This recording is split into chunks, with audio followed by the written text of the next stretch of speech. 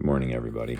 So I had a number of answers incorrect on the probability issue.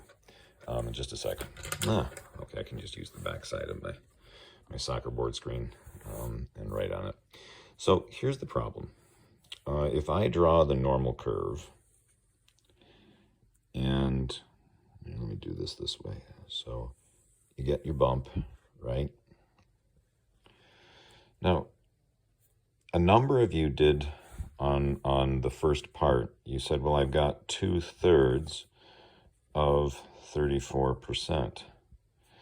And that would be correct if the relationship was linear. But the relationship is not linear.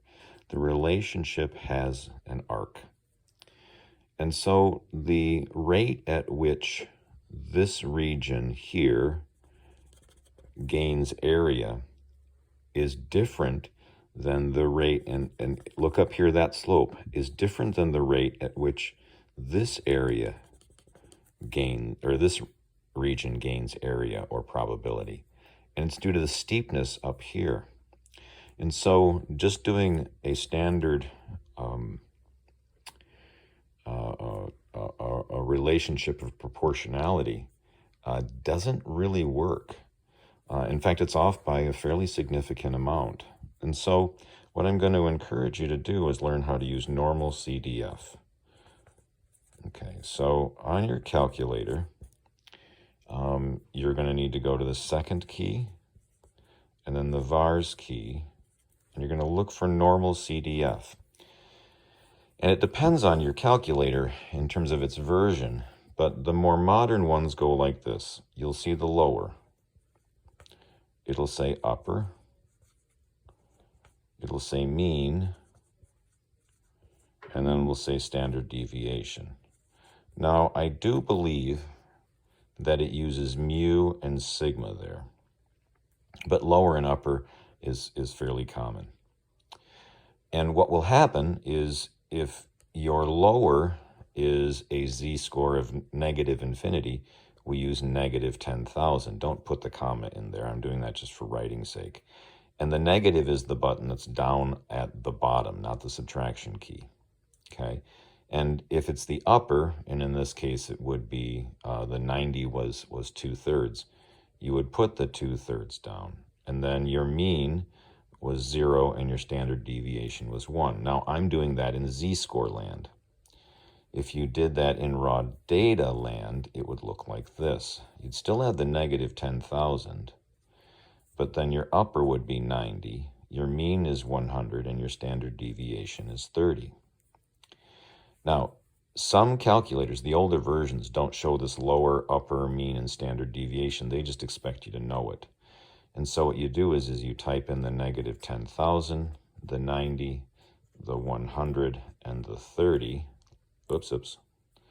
And the 30, and then you hit enter. The thing is if your calculator does this, when you hit enter, it presents this, and then you have to hit enter again. And that should have been somewhere around 37% or 0.37. There was a question about rounding, and yeah, we do round generally to the second decimal place, depending on the application. So for this class, 2 decimal places is ample. Your homework sometimes asks for more. And let's go back to this a little bit. Okay, so what happens if you're going off from 110 to infinity? Well, your lower would be 110. Your upper would be positive 10,000. You don't need to write the positive. It automatically reads that. And then you use your 100 and your 30. If it's in z-score land, you would do, is it 2/3 or is it 1/3? I don't remember what the z-score is. Hold on, let me do that. So 110 minus 100 divided by sigma, which is 30. So I have 10 over 30, which is 1/3.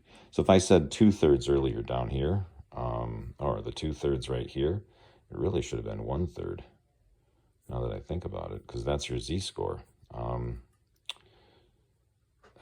Yeah, that becomes even more problematic.